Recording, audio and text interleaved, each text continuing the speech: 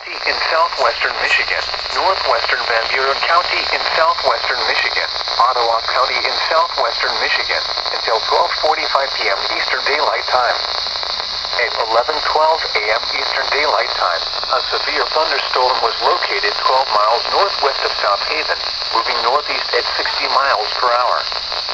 Hazard, 60 miles per hour wind gusts. Source, radar indicated. Impact, expect damage to roofs, siding, and trees.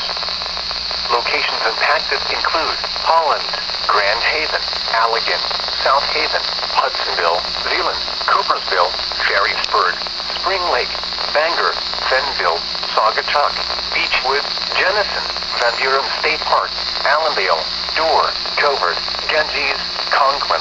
For your protection, move to an interior room on the lowest floor of a building.